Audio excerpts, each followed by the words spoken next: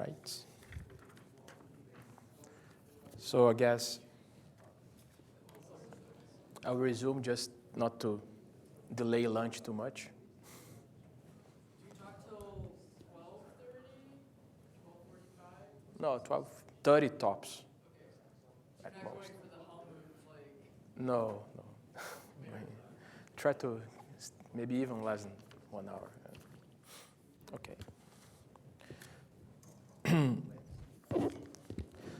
So as Urs already mentioned, my goal is to talk a bit about global surfaces of section. And I guess it's hard to decide what is the most clear way to present the topic. I guess I'll start with a general definition, just so that to have like the concept nailed down, and then we'll discuss a bit what one can say in the context of the three-body problem. So the general definition is the following. One has a flow on a three-manifold.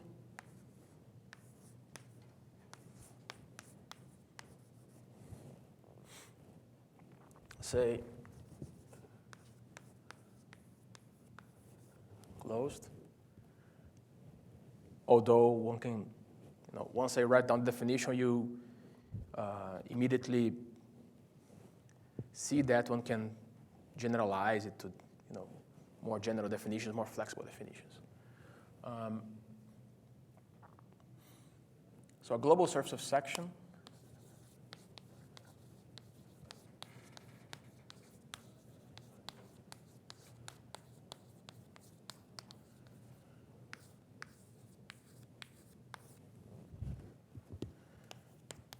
is an embedded compact surface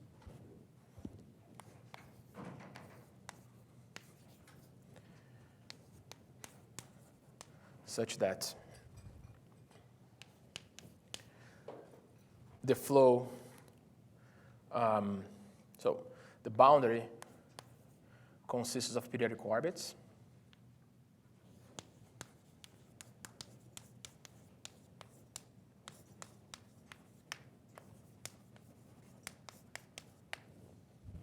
That's the first property. The second property is that the flow is transverse to the interior. And here, I don't exclude the case where the boundary is empty. So it could be a closed global surface section. And 3, we can say that for every point in M, there is a positive time and a negative time such that if you flow this point by these times, you're back to the surface.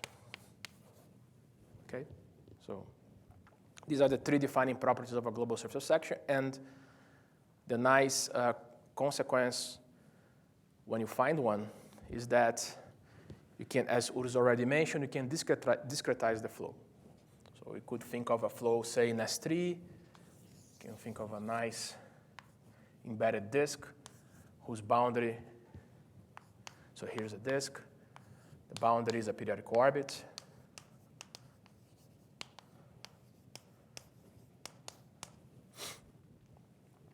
And for every point here, you flow back or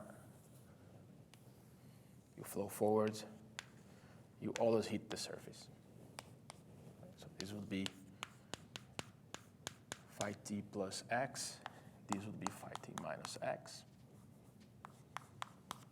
And so the whole dynamics is encoded in the return map. Okay.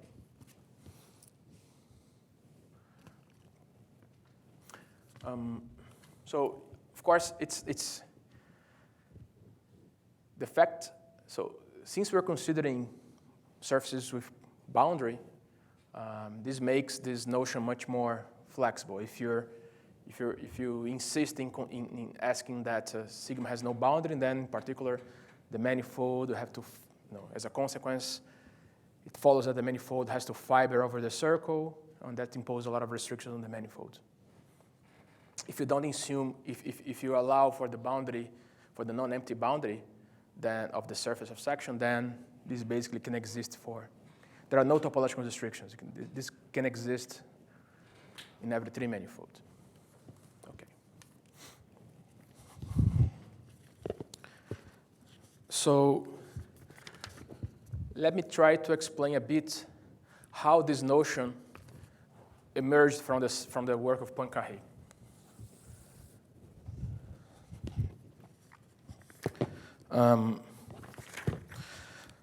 So as Urs has already mentioned, we have the planar circular restricted 3-body problem, where we have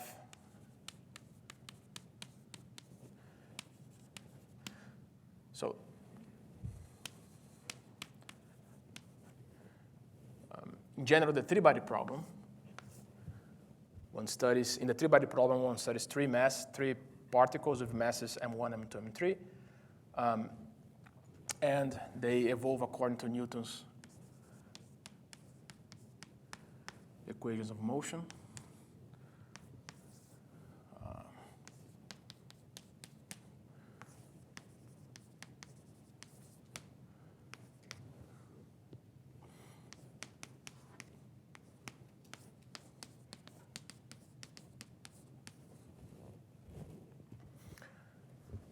And in the restricted case, so we can rescale units in such a way that is equal to 1. We can cancel the mi from equation number I. And, well, first of all, one notes that if all bodies start, so there is a lot of symmetry behind these equations. If all bodies start on a certain plane, and if at a certain time all velocities are also tangent to that plane, then the whole movement stays in that plane. And in this case, we get the planar problem. So that's the explanation of what the adjective planar means.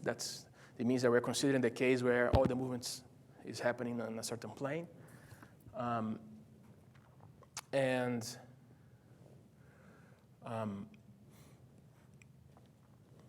Restricted, so planar means, so the movement stays on a certain plane, say the complex plane. Restricted means that we put m3 equal to 0 in equations 1 and 2. This means that the first 2 masses, Z1 and Z2, they move according to a solution of the 2-body problem, which is integral and so on, as already was explained by Urs. And circular means that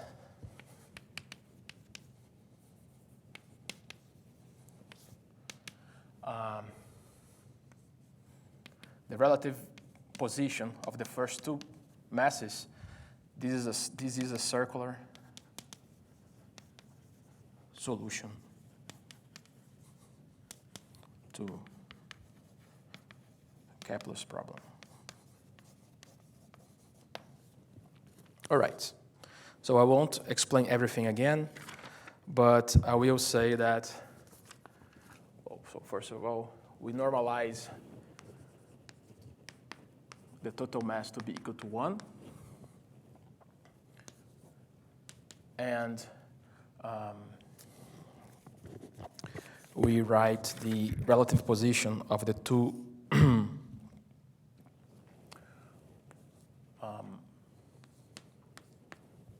first primaries as rotating with angular velocity equal to 1.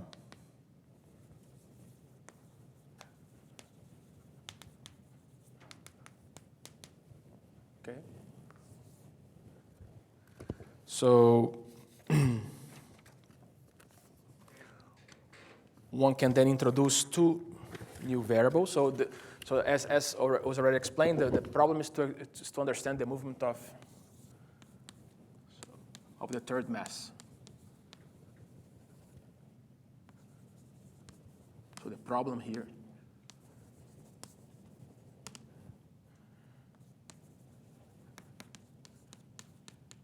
is to explain the movement of Z3, and it's convenient to introduce a rotating coordinate system by defining Q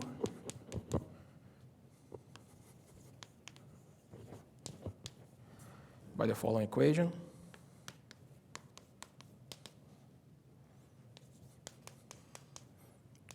So I'll explain what R2 is. So R2 is, so you write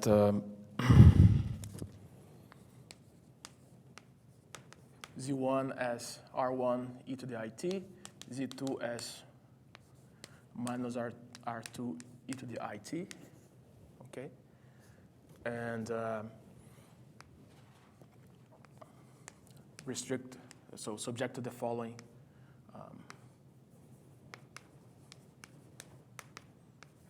normalization, so that's center of mass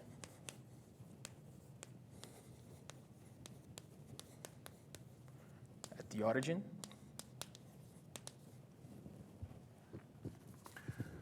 But with these normalization conditions, we just get,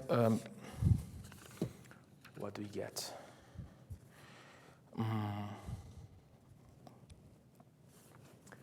I guess, well, let's see what we get later, right? So here you see clearly that Q is the position of the satellites in the rotating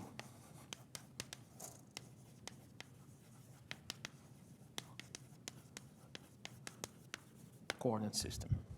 So rotating with the same angular velocity as the first two bodies. Okay.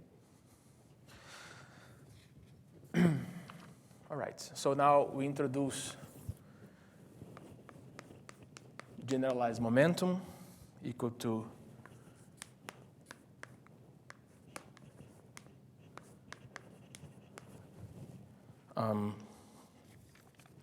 Q dot plus I Q minus R2. And once you do this, you get, actually, let me do the following. Let me tell you what happens if you don't normalize anything. Just stick to the general. Okay, so omega is this angular velocity. Now we have an omega here, an omega here, an omega here. And here we also need to put an omega. And then it turns out that the system evolves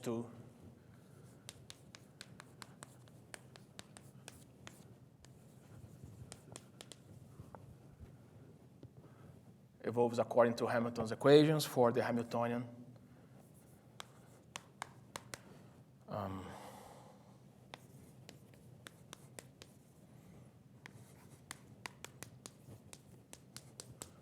that Urs has already written down, where h mu is equal to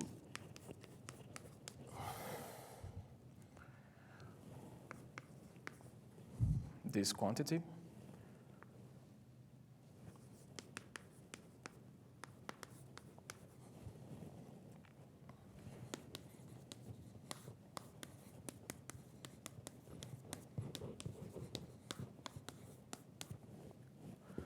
which, as was already mentioned by Urs, so it's a bit miraculous that this thing turns out to be time independent, right? So let me just draw one picture to explain all these formulas.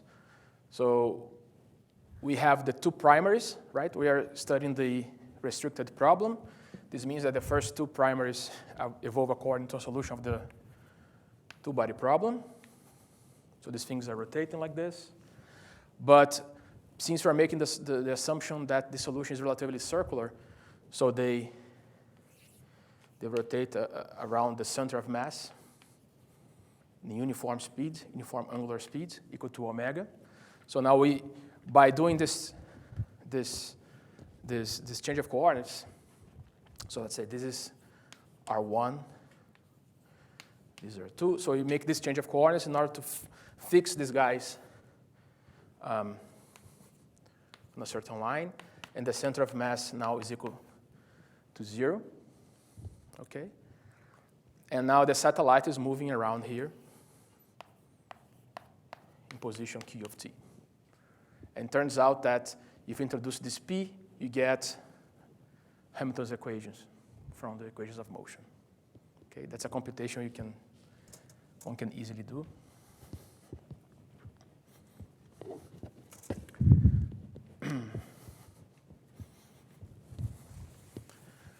Are there any questions about these formulas? I mean, of course you have to derive them, but is anything not clear?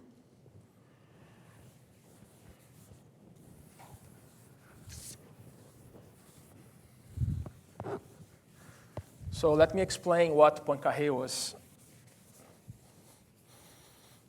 thinking about, at least what he wrote in his papers, when he was studying the planar circular restricted three-body problem. So at the time of Poincaré, people were trying to develop a point of view towards towards the study of differential equations, where he was trying to push forward this idea that one should study the equations qualitatively, not quantitatively. So at his time, people were publishing papers with hundreds of pages, of computations in power series, and they had like really teams of people computing terms of power series. That's what was understood as what it meant to study dynamics.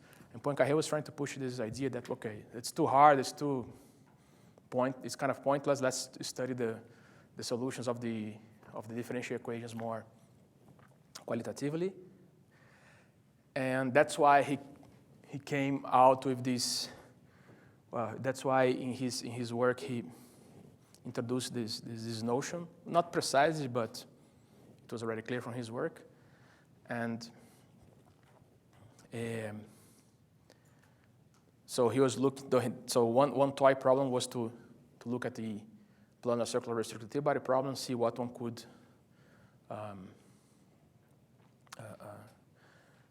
what kind of qualitative information one could extract from the geometry of the problem. And so he considered energy levels for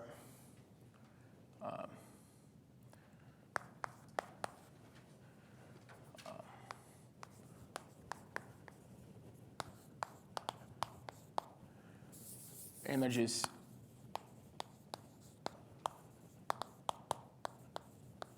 below the lowest critical value.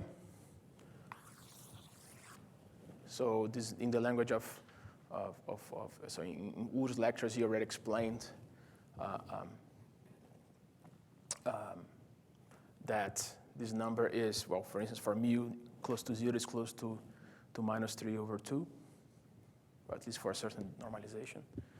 And okay, so let me just say this. Okay, so we normalize now m1 plus m2 equal to 1. We normalize, so here this parameter mu is the mass ratio. Okay? And then what you get is, and also normalize omega to be equal to 1.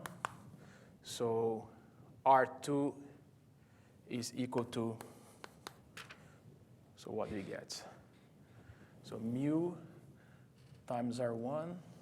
So this is going to be now mu. This is going to be 1 minus mu. So I guess this should be 1 minus mu and mu, right?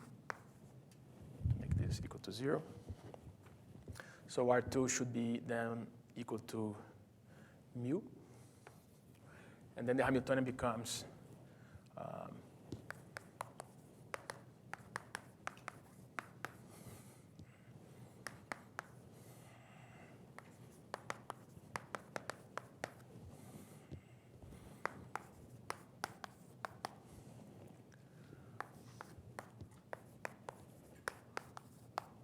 this one. Now, if you write down,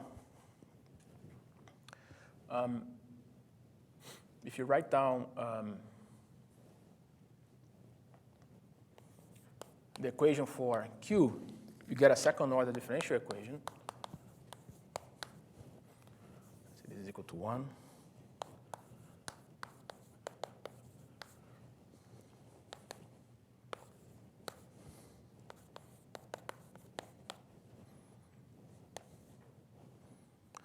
Minus, and then minus. So that's the equation. That's the second order equation you get for the position of the satellite. And it's interesting to study what happens for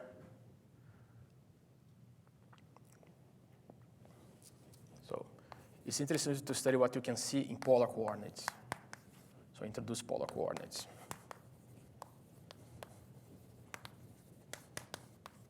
Okay.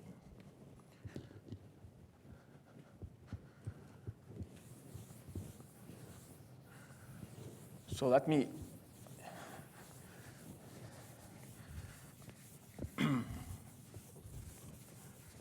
differentiate a bit. But before I do that, let me just say, what are we looking at? So as Uz already mentioned, if you look at the Q plane, right, and you look at the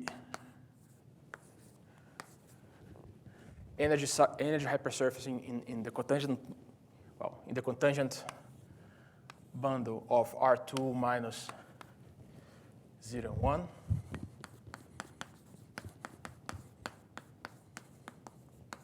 So in my normalization, 0 and 1 are the positions of the primary. Let's say you're looking at the heavy primary at 0. So if minus C over 2 is below the lowest critical value, so you have the projection onto the Q plane is going to look like this, right? Have one Hill region, another Hill region, and another one outside. Okay, so let's focus on this one. Let's study the movement of the satellite inside this one. Right? These are the zero velocity curves. The satellite cannot escape from these regions. And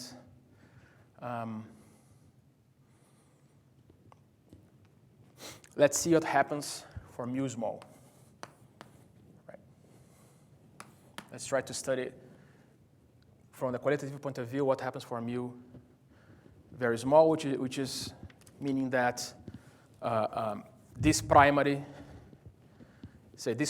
is much heavier than that one. Or maybe yeah. Did I make my normalizations correct?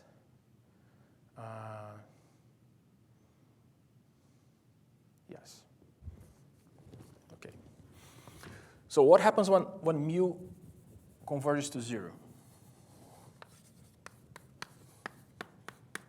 So what happens is that this Hill region collapses, right?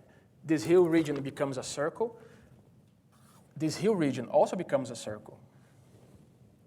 So the picture looks like this. Urs, please correct me if I say something wrong. Okay. So you have this circle, have some other circle, and here you have nothing. Okay. Of course, as this value approaches the lowest critical value, these circles are going to get closer and get a circle of critical points around here. Okay. So as Urs already mentioned, so that's the picture at mu equal to 0. So in this case, you get the Hamiltonian of the rotating Kepler problem, which is going to be plus QIP minus, right? So this is the Hamiltonian of the rotating Kepler problem. And basically, you're seeing the satellite moving inside this disk in solutions, which are what you get from an ellipse from the usual Kepler problem, but now rotating because of the Coriolis force, because of this term. Okay. So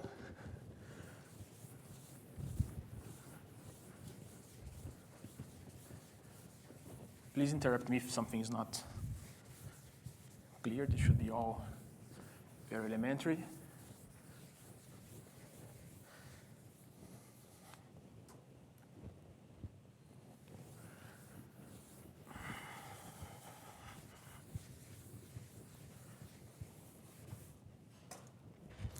So then the differential equation for Q becomes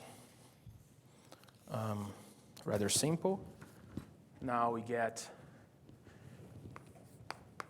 Q double dot. So just to fix ideas, Q is the guy moving here, right? The picture in configuration space. So we get Q equal Q double dot plus 2I Q. Here there is no omega square, of course. Omega was already normalized to be 1. Plus minus Q equals to minus Q divided by norm of Q to the third. Okay. So then if you plug what happens if you differentiate in polar coordinates, so you can, right. So you're going to get the usual formula. And then Q double dot is equal to, well,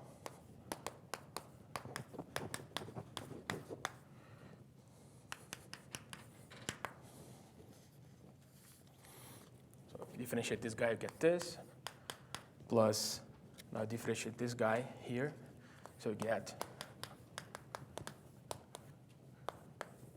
this. So if you put Q in evidence, you're going to get something like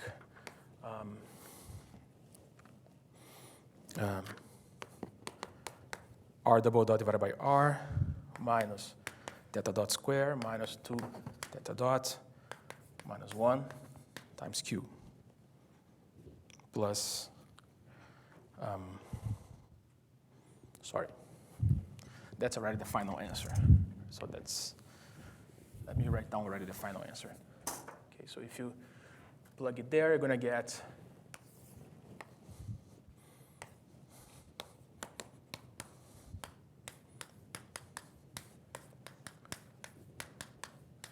so this guy cancels.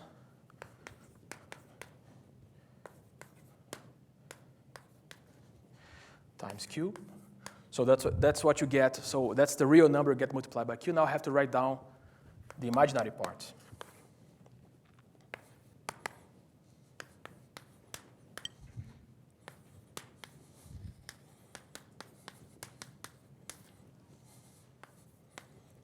So this should be equal to the left-hand side, and this is now equal to minus Q divided by r to the third. Okay? And then, well, so this is equal to 0 then. So this means that this is equal to minus 1 over r cubed, and this is equal to 0. Now, this is equal to 0 is something we are already familiar with. So recall that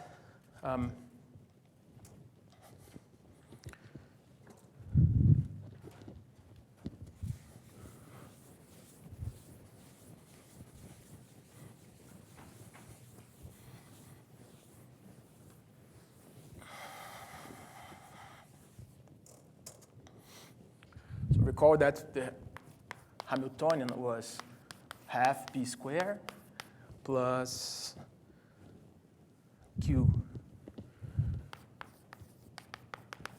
ip minus 1 over q, and p was q dot plus I q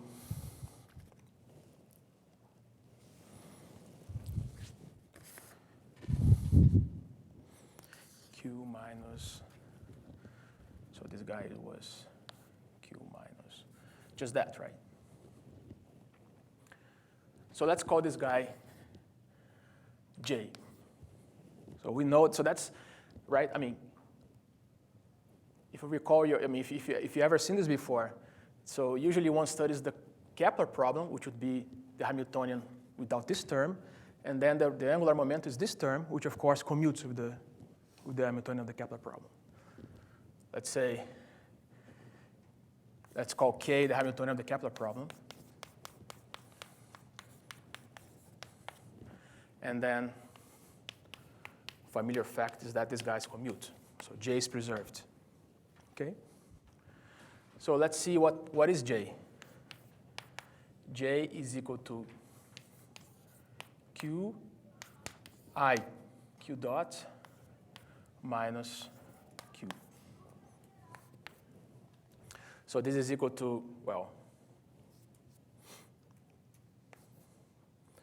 what is Q times IQ dot? So this is Q, this is I, R dot over I plus I theta dot, Q minus R squared. So what you get here is that only this term survives, so you get minus R squared theta dot plus 1. Okay? So that's Rj. I basically done nothing here. I just plugged polar coordinates.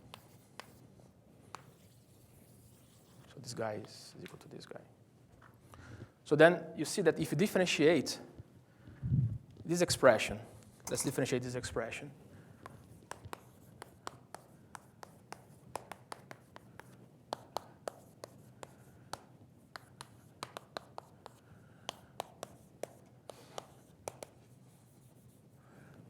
Which is equal to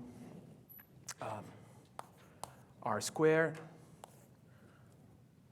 to R dot theta dot divided by R plus 2R dot divided by R plus theta dot dot. And that's what you're looking at here, right? So this term being equal to 0 just means that angular momentum is preserved, okay? Nothing too surprising. It's interesting to consider what's the meaning of this identity here. So it's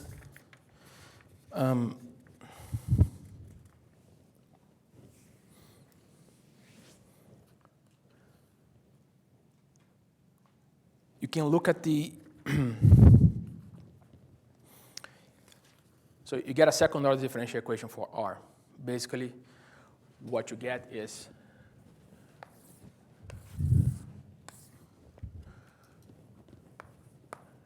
R dot dot divided by R minus theta dot plus 1 squared, this guy, equal to minus 1 over R to the cube. Okay, let's multiply this by R. You get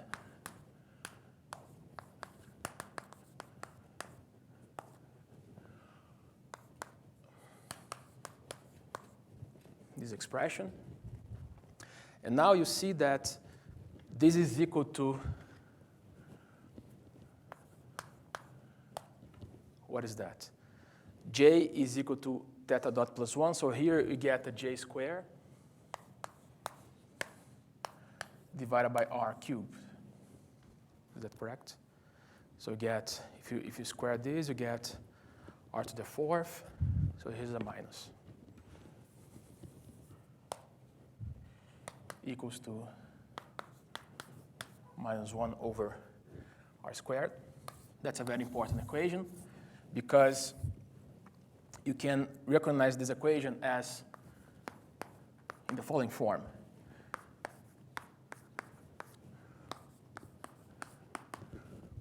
So r dot dot is minus the derivative of v with respect to r, where v is the following function.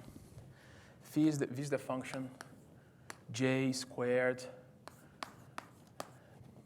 divided by 2r squared minus 1 over r. Is that correct? So if you differentiate this, you get a minus 2. Cancels here, have a r. So you get minus. With this minus becomes a plus. And then if you differentiate this thing here, you get 1 over r squared, right? So with the minus, minus 1 over r squared. Okay. So now we basically understand everything we want to understand about the radius of solutions of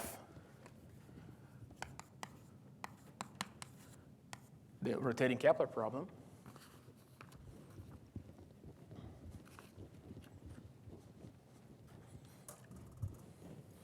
And that explains Poincaré's motivation for considering global surface of section. Let me tell you what's behind all these calculations. So you see, this turns out to be equal to the Hamiltonian of the kinetic, so the energy of the Kepler problem plus J.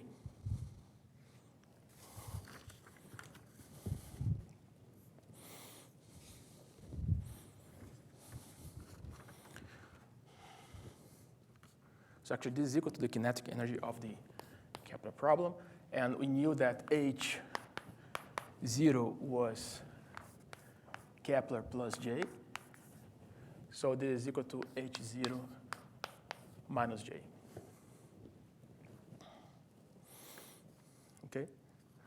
And this is just Newton's equations in one dimension. So you can draw the picture for R, and you can plot the function V of R. It blows up at 0, converts to 0 from below as R converts to plus infinity. You get a picture like this. So that's the picture for V of R.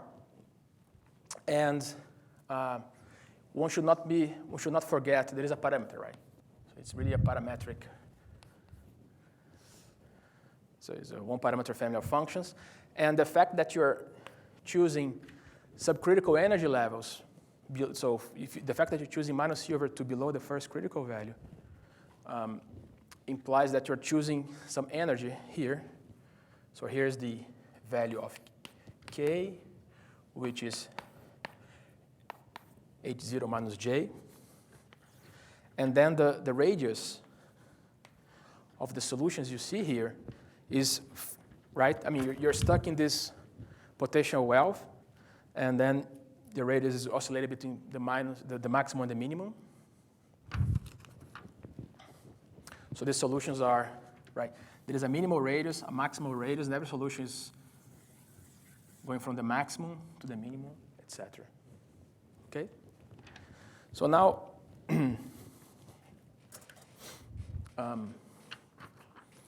what was Poincaré looking at? So as Urs already mentioned, if you regularize this problem, you get an energy surface which is, let's say if you do Levi-Civita regularization, you get an energy surface which is equal to S3, right? And J is now a function on S3, right? So, and its levels are preserved. So it turns out, if you play around with these formulas, right? So you fix H0 is our energy level. It's fixed. And now you play with J. The whole picture here is moving. There is two moving parts. This line, which is varying with the value of J, and also this graph, which is varying with the value of J. Now, it turns out that if you look for the minimum value of J, so for the minimum value of J, you get this picture. Sorry. Right, so there is this minimal value of J here.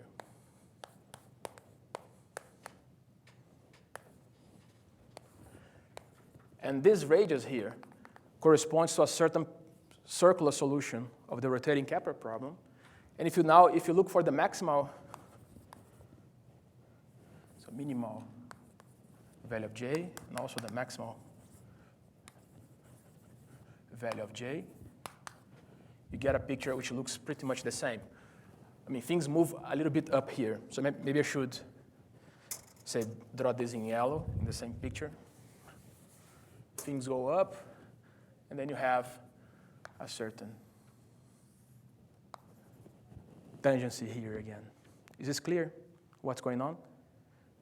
We have H0 fixed. J is varying with H0 fixed. So this line is varying. This graph is varying. And you look what happens in maximal and minimal values. And what you see is tangency. And these tangencies, they single out values of R. And this guy corresponds to the retrograde orbit. And this guy corresponds to direct orbit. That's what happens. Okay, so it's a very simple explanation. Of course, to get to this very simple explanation, you have to go through this polar coordinates calculation, but basically explains everything. And then you can now draw a bigger picture and try to explain everything else in just with a picture.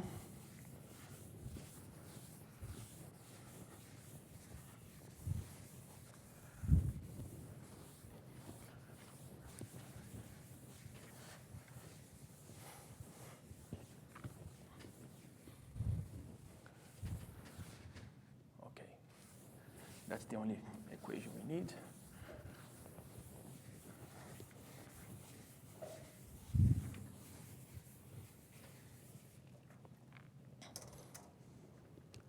So let me draw a very big hue region here. It's a perfect circle for the rotating Kepler problem, right? So here's the heavy mass. The lighter mass is here somewhere. So these two values of R, they single out inside this region two solutions. One is retrograde, and the other is direct. So for this nice integrable situation as this one, where for the rotating Kepler problem, all these difficulties that Urs was explaining before for finding the direct orbit, they didn't exist. So you find the direct orbit, very nice. Now, the following picture now is true. So, of course, here I'm looking at the rotating coordinate system. I still didn't, so we still haven't done Levi-Civita regularization. Things are still here. You still can collide. And for C close to plus infinity, so recall that H is, so I mean the energy level is H equal to minus C over 2. Historically, this constant C is called the Jacobi constant. For C close to plus infinity, the following construction will give you an annulus-like, a global surface section which is a copy of the annulus. So you can draw pieces of radius here. Okay? So for every angle here, you have this segment. So here you can rotate q dot uniformly from this direction, the direction which is tangent to the retrograde orbit. And then you go and move and you rotate up to here, where q dot now is tangent to the direct orbit, right? So for every segment here, you have this family of vectors. So if you see what this means in terms of Q and P, this is a embedded annulus in the energy level. Of course, the length of this vector depends on the energy, right? I mean, it depends on the position. If you have position, you have the energy value, then you also know the length of Q dot. So then you get an embedded annulus. I mean, you always get an embedded annulus, but in this case, this annulus, let's call it A here. I mean, it's a deceiving picture. This is kind of the projection of A to Q space, but the actual annulus is a two-dimensional surface inside a three-dimensional energy level. This is a global surface section.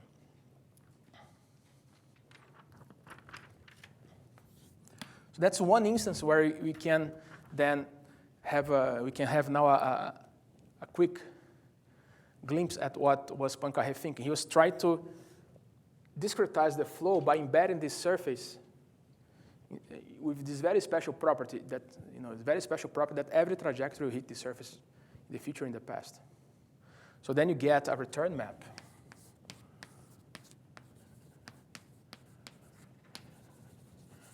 Of course, here you have certain orbitals which are going to collide, so you really have this embedded annulus. If you do Levi-Civita regularization, it's embedded in S3.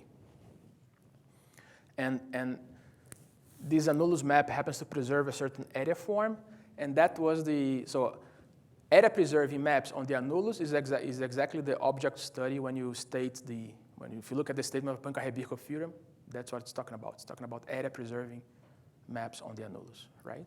So that's where the statement of Poincaré, what's known today as the Poincaré-Birkhoff theorem, comes from. Okay.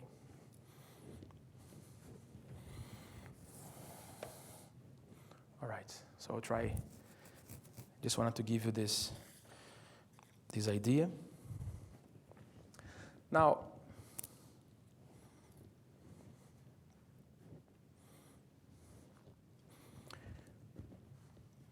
of course, you have to really, to see the picture in S3, you have to go twice around these orbits, because if you go just once around these orbits, you don't close up, right? So that's okay.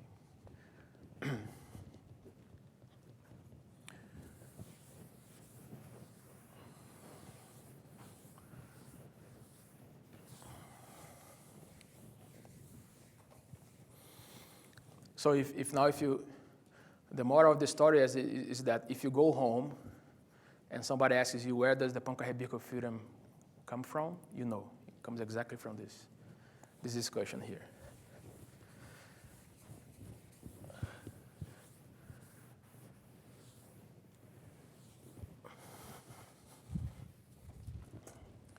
All right. So, but of course, now let me draw a certain schematic picture, which you basically get this picture from reading a paper which has several authors, Peter Albers, Urs,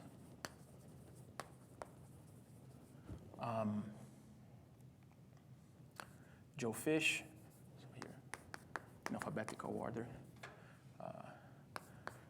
Helmut Hofer, and Otto van Coort.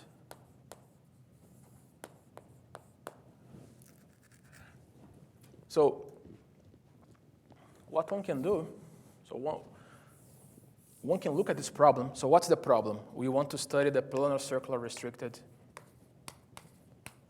three-body problem. So there are two parameters. There is Jacobi constant, and there is mass ratio. So we are looking at a very specific two-dimensional family of Hamiltonians. You want to study what's going on there. Right. So let me draw. Mu goes from 0 to 1.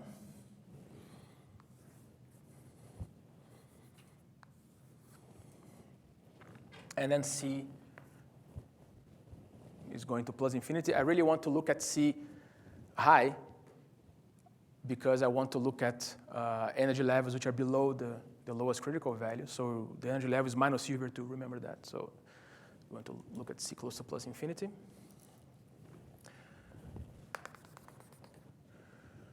So you have the value 3 is special.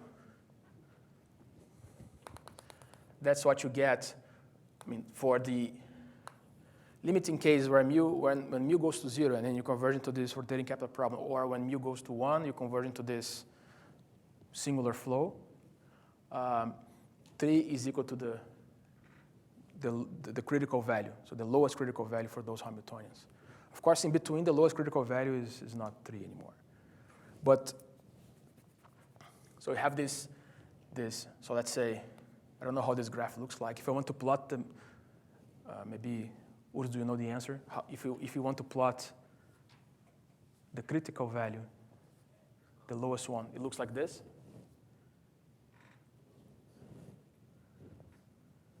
Because this is minus, like this, right? So let's say this line here is the critical line. So for every mu, you have a critical value. Okay? And we want to study what happens. You know, for every point here, you have a dynamical system, and we want to study what happens there. The question is, so as Urs already explained, every time, you know, for any point you pick here, any pair, C, mu C, you have inside, say, one of the Hill regions. It doesn't matter now because I'm allowing me, so it doesn't matter which one is heavy or which one is light. It doesn't matter, right? Because mu is anything. So inside, say, this Hill region, you always have a retrograde orbit. That's what you get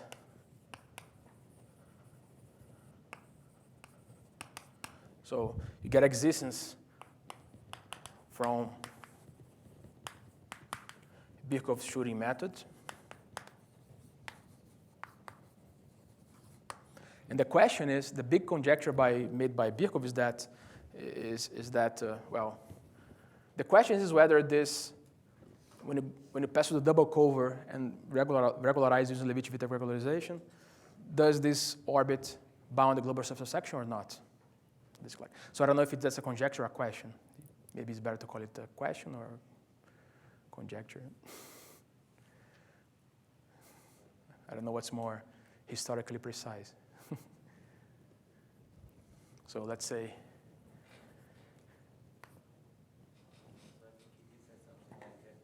It's conceivable as long as there is a closed oval of zero velocity around 2 meters. Okay. So it's conceivable that, let's say it's conceivable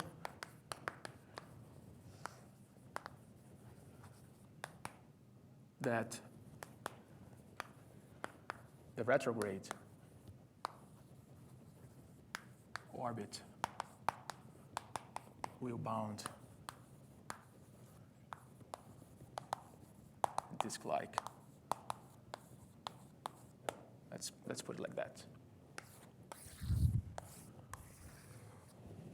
And the motivation was, if you find such a guy, the fixed point could be a direct orbit. Of course, you might ask, what is a direct orbit? I mean, so here the sense of rotation is going like this, and this is going against the sense of rotation, so that's why this is called retrograde. And a direct orbit then perhaps should be something that goes around like this, right? But maybe you don't want to call this a direct orbit, you just want to call any fixed point of the return map a direct orbit. Anyway, So the fact is that there is a certain range here, right? You have this region, this parameter space. So for every point in this region, you have this energy level, this dynamical system. And there is a certain range, which in principle could look like this, but I think numerics reveals that it's much bigger than what I'm going to draw, which looks at least like this. So this is the convexity range.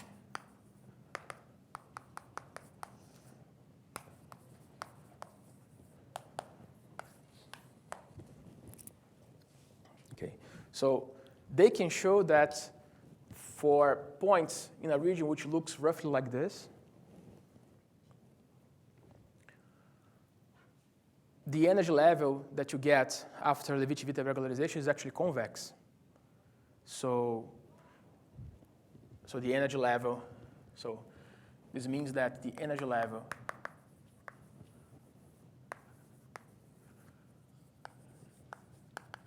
after Levi-Civita regularization is convex. And then once you get this convexity, you get exactly, you get the input, the geometric input you need to use holomorphic curves to prove that the retrograde orbit will bound the global surface section. So namely, Birkhoff's conjecture is true for these parameter values. On the other hand, you see, as it's possible to show, maybe Pedro will show you tomorrow. I was planning to show you today, but I don't have time. As c goes to plus infinity, it's possible to rescale the system in such a way that the dynamics is going to converge smoothly to a periodic dynamics on S3, which is actually the dynamics of the, say, Hopf vibration flow, two uncoupled harmonic oscillations with the same period. So that's what you get from as you make c going to plus infinity. If mu goes to 0, that's what we were talking about before. We have a situation where we're looking at the rotating Kepler problem. Actually, so there is a mistake here. So the region they get,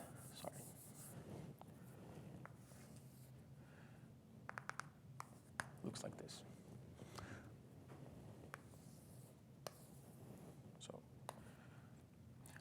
So as mu goes to 0, you're approaching the rotating Kepler problem, and you don't really know if you're in the convexity range. Actually, I think you know you're not right in the convexity range. But Levi-Civita is not. Huh? There is an alternative embedding where you get convexity again. Okay. So, all right, so let's say for this discussion, we don't get convex over here, but maybe you get another way of regularized. But in any case here, if you increase this, so let's increase this notion here. Let's get the dynamical convexity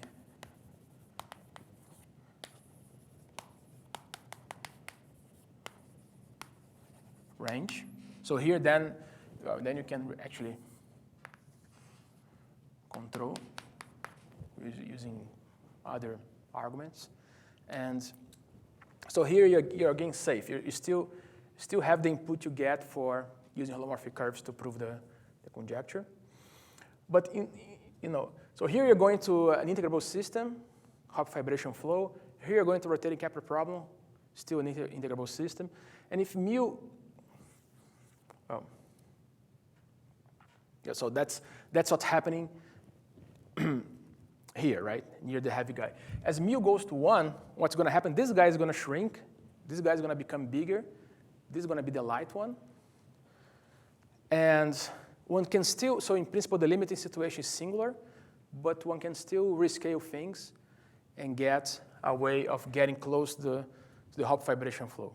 So still mean, from mu going to 1, you still get an integral. In some sense, after some rescaling, you still get an integrable limit. So basically, all these situations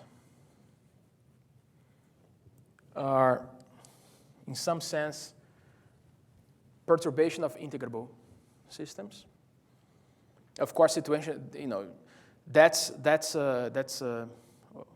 doesn't mean things are easier, right? I mean, there's a lot of work to study these situations, but in some sense, we're still studying perturbations of integrable systems. So the big challenge is to understand what happens in general. And that's really the true content of Birkhoff's. So that's why Birkhoff's conjecture is not easy. It's probably very hard. I just wanted to explain a bit about. So this is really hard research topic. This is if you want to go into this area, here's a problem, a very hard one. Any insight is very, very, very much welcome. I think we're still starting to feel exactly how hard is this problem. It's still already perturbing integrable situations is not easy, it's very hard, but still perturbing integrable situations. I think we're still in the infancy of this problem. Well, you shouldn't call a problem. I mean, this problem is already almost 100 years old, so it shouldn't be. We're not in the infancy of this problem in terms of when it was stated, but I guess in terms of, if you think about in terms of what has been solved, I think we still need a lot to do. Probably the most difficult parts are still mysterious here.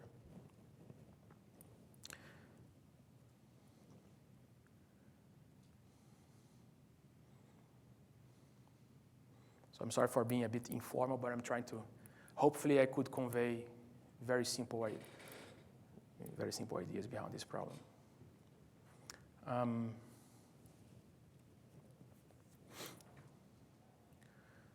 So, well, there are many questions one can ask.